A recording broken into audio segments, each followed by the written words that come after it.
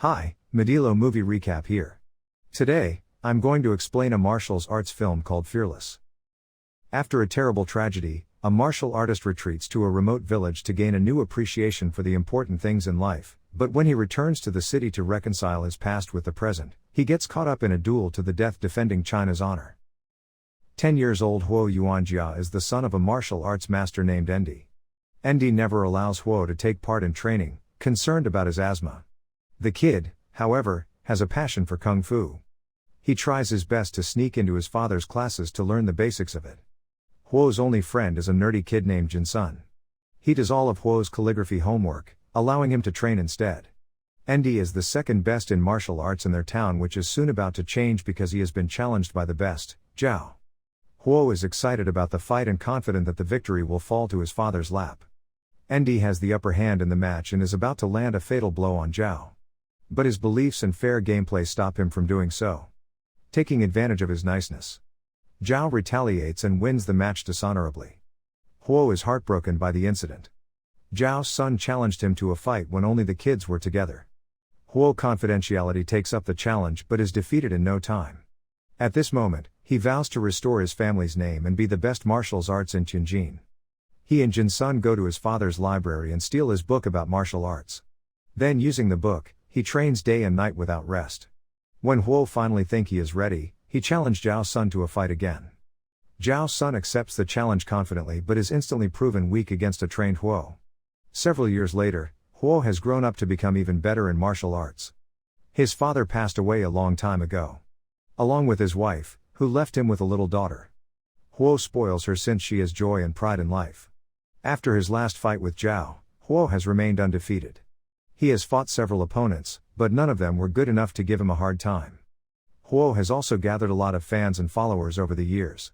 But along the way, he has developed pride and is starting to forget his father's principles. He drinks and parties all the time and lets his disciples focus on having fun more than practicing. Some days he drinks so much that he forgets to return home to his daughter. He has spent all of his family's money and has gone into debt but has no care in the world. One evening, he goes to his best friend Jinsun, who is now a wealthy businessman and the owner of a famous restaurant. As usual, Huo drinks till midnight and treats his followers to unlimited food. Jinsun's assistant reminds him that Huo has not paid his bills for over a year, which has been piling up. Later that night, Jinsun tries putting some sense into Huo. Jinsun knows that Huo's disciples only like him because he treats them to free food and drinks. He wants Huo to stay careful of his spending habits, but Huo thinks Jinsun is just being stingy. The following day, he bumps into his biggest rival, Qin. Qin is the only man who hasn't fought with Huo yet. Since he has also defeated every opponent, Qin is considered the best in martial arts by many. They get into a slight altercation which hurts Huo's pride. He takes his anger out on his disciples, beating them up while they train. At night, one of his followers has to be brought to him in a stretcher. It turns out that Qin beat him up for some reason. Huo assumes that he did it out of spite and is filled with anger. In Jinsun restaurant, Qin and his family are celebrating his birthday. Suddenly, Huo barges in with his people and starts drinking at a nearby table. Qin asks him to keep their rivalry aside for the night because he doesn't want to fight. But Huo is in the mood to back down. Jinsun also tries to stop him but is, in turn, insulted. In a fit of rage, he breaks up their lifelong friendship. Now even angrier, Huo challenges Qin to a fight and asks him to kneel down if he doesn't want to accept. Everyone gets out of the restaurant for their safety, leaving the fighters alone. They get into an intense battle, both matching in skill and strength. But when anger takes over Huo, he doesn't play fair. He beats Qin up still he is exhausted and lands a life-threatening punch on his chest. It causes him to die instantly. Huo returns home in the morning to see his mother's dead body on her bed. Qin's followers had killed her to take revenge on him. He cries, mourning her death before suddenly realizing his daughter is also in the house. Upon walking into her room, he is met with the biggest surprise of his life. She is lying on her bed, covered in blood. In her hand is a little pouch that she promised to give him when he returns home. Broken by the death he caused, Huo steps out of the house when his disciple informs him that the man who was beaten by Qin had insulted his wife. Qin did not beat him out of spite but for his wife's honor. Filled with guilt, regret, and sorrow, Huo doesn't see a reason for him to keep living.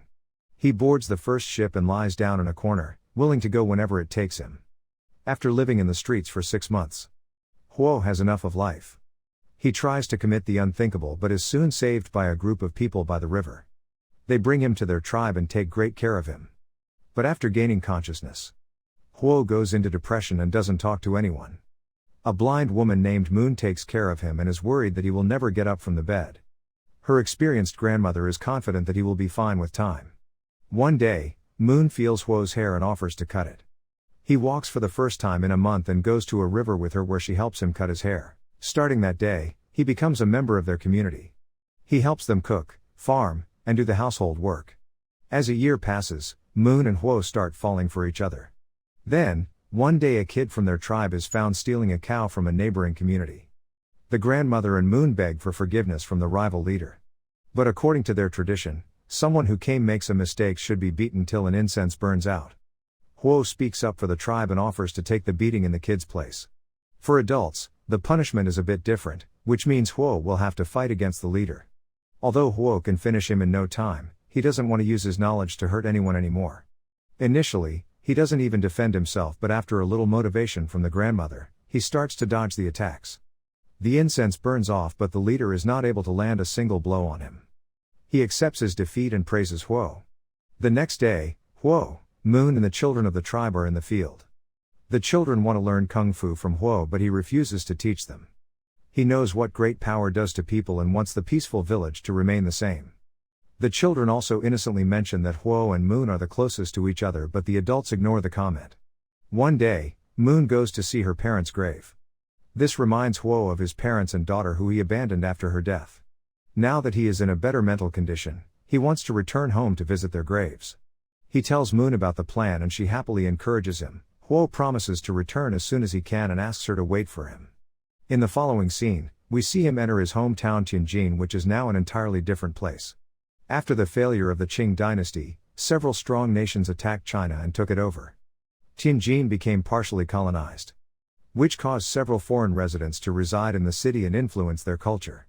Huo goes to his childhood house, which is now his old shabby place. The family servant Leifu welcomes him in. He did his best to keep things as they were, but after Huo's departure, a bunch of creditors flipped the entire house to look for money. Huo goes to his family's grave and apologizes to his father. He finally understood why he didn't land a punch years ago when he could have won the title of the best player. After that, he goes to apologize to Key's family and bows down in front of his shrine. As he wanders around the city, he sees that a wrestler named Hercules O'Brien is challenging Chinese people in a fight. He has remained undefeated in every fight and is confident of his next victory. To conserve Chinese heritage, Huo wants to challenge him, but he will need some money for it.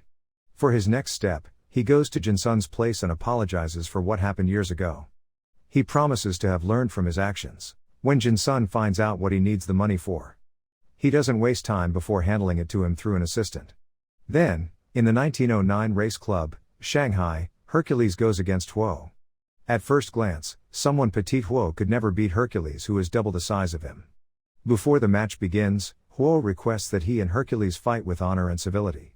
Taking advantage of the language barrier, the announcer mistranslates Huo's request to "he wants to kick your butt," making Hercules laugh. The fight starts, and Huo instantly gains the upper hand. As the match gets intense, Huo saves the opponent from being impaled to nails on the side of the ring. As a good sportsman, Hercules accepts his defeat, making Huo the victor. Huo gained fame from the single fight and was called to Shanghai. He meets Jinsun there, who proposes they form Qin Wu Athletic Association, a place where they teach Chinese students the art of Kung Fu. That way, even with the constant foreign pressure, they can preserve their heritage. Meanwhile, a group of officials from foreign chamber are not fond of Huo's growing popularity among the Chinese public. They fear that his wins against the foreign fighters may trigger anti-foreign sentiments among Chinese people. Hence, to make sure he loses in the ring the next time, they propose a match between Huo and 4 foreign champions consecutively in a single day.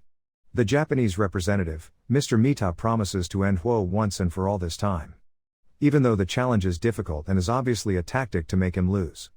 Huo agrees to take part. One day before the big fight, he meets his rival, the Japanese champion Tanaka. They talk over tea and befriend each other. Tanaka is a fair and respectable sportsman like Huo, but unlike the people who are sponsoring him. Cut to the day of fight, Huo is made to go against 3 fighters from around the world, but none of them LST in the ring for more than 2 minutes. Huo manages to defeat all 3 without breaking sweat. Lastly, He goes against Tanaka, who apologized for the unfair match and asks him if they should reschedule. Ho says it's fine and the first round starts. They fight using weapons of their choice. Huo uses a Sanyugan and Tanaka uses a katana. Amidst the intense battle, they accidentally exchange weapons. Tanaka is not very good at handling a Sanyugan, so to make it a fair fight, Huo offers to change weapons. The first round ends in a draw because of the holdup. While resting before the next round, Huo drinks tea that is poisoned by Mr. Mita, who wants to see him lose, one way or the other. The rounds start, but Huo collapses and starts coughing blood almost immediately. Tanaka demands that the match be halted for the safety of the fighter. But when Huo registers he has been poisoned, he wishes to continue as he is going to die anyway. Even when exhausted and seconds away from death, Huo manages to deliver a final blow to Tanaka's chest using the same technique that killed Chin. However, he holds the punch back this time, learning from his mistakes. But just then, he collapsed. Tanaka declares Huo the winner, knowing that he held back on the punch deliberately. In the end, Huo falls into his friend's arms and dies. Tanaka angrily belittles Mr. Mita for resorting to killing a man for his pride. He calls him a disgrace to Japan before storming off. In the last scene, Huo's spirit reaches the field outside Moon's house. She runs to him, sensing his presence even though she is blind. Subscribe to watch more videos like this, turn on the notification, and leave a like and comment to help the channel. Thank you for watching.